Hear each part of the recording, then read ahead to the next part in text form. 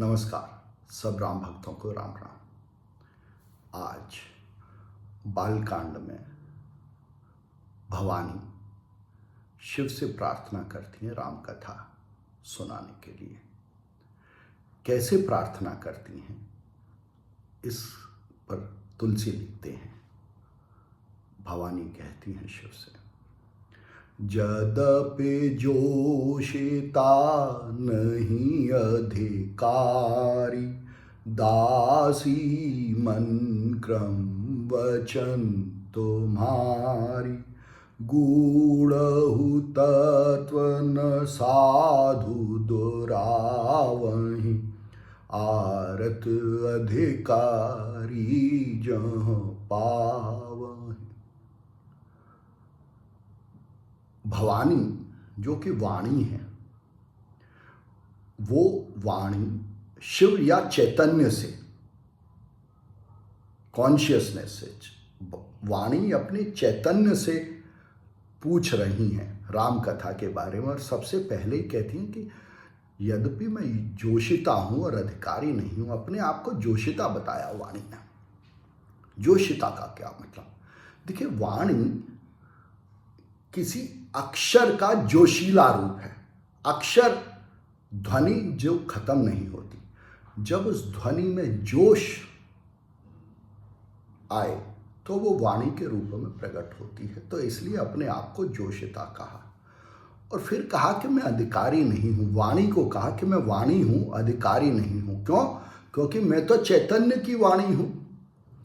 चैतन्य में जैसा, चैतन्य जैसा विचार प्रकट करता है, वो विचार ही वाणी में प्रकट होता है।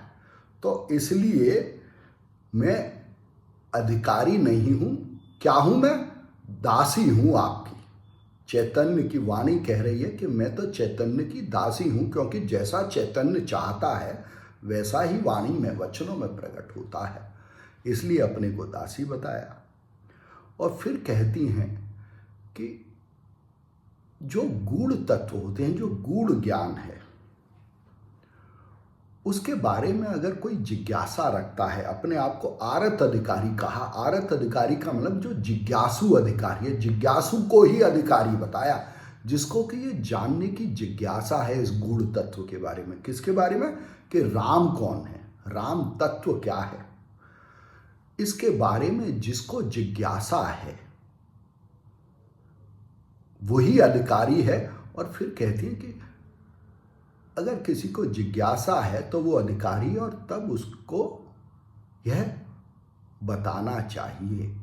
साधु से ये अपेक्षा है कि वो गूढ़ तत्व को, राम तत्व को उस जिज्ञासु अधिकारी को बताए। अति आरती पूछऊं सुर राया, रघुपति कथा कहऊ करि दाया, प्रथम सुकारन कहऊ विचारी, निर्गुण ब्रह्म सगुण बपुधारी।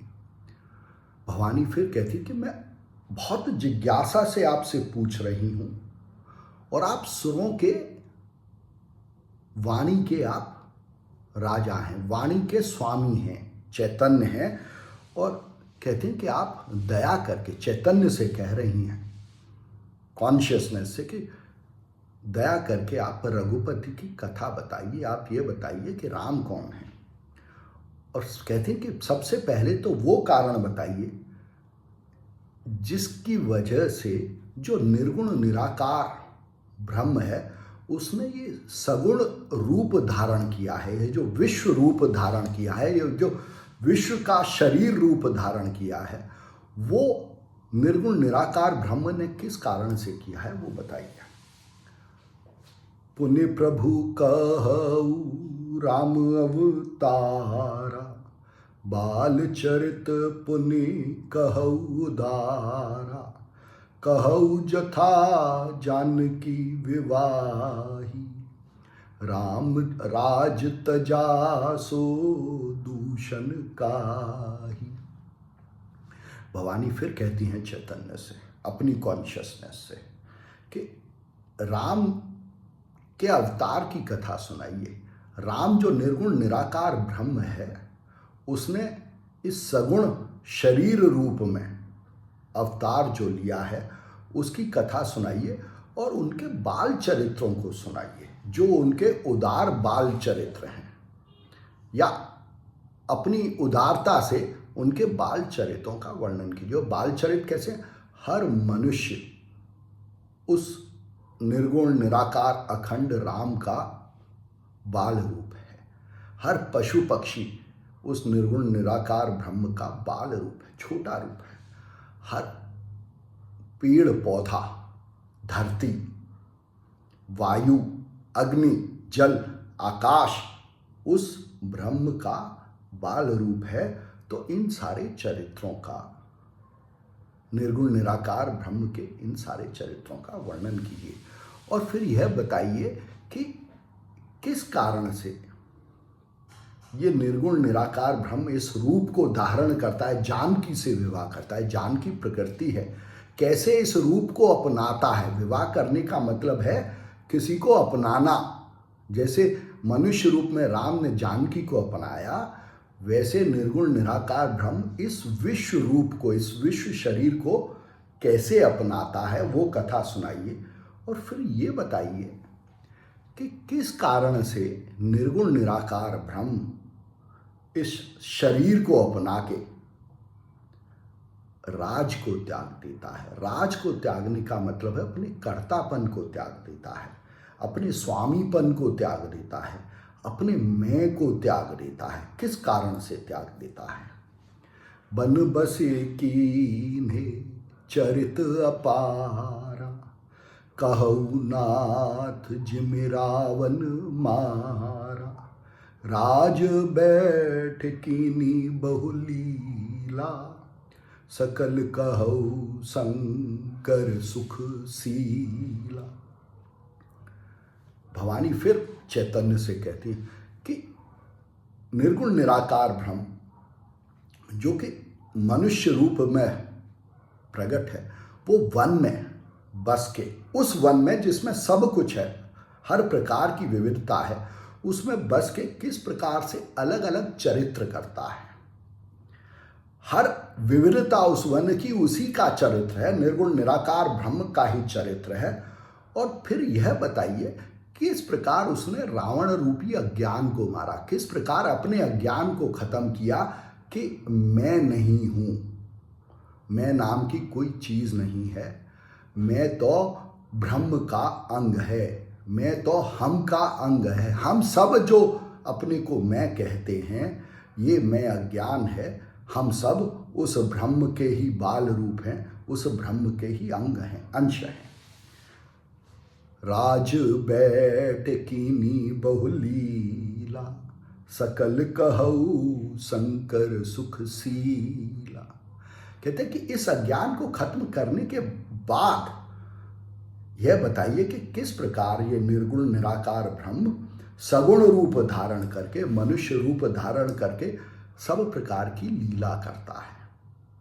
फिर वो कर्ता नहीं हो जाता, किसी भी कर्म का कर्ता नहीं हो जाता कि मैं ये कर रहा हूँ, वो तो लीला करता है। लीला मतलब किसी के आदेश पे, किसी की आज्ञा अनुसार, किसी की इच्छा अनुसार, उस निर्गुण निराकार ब्रह्म की इच्छा अनुसार लीला करता है। जैसे कि कोई एक्टर फिल्म में डायरेक्टर या राइटर की लिपि के अनुसार लीला करता है।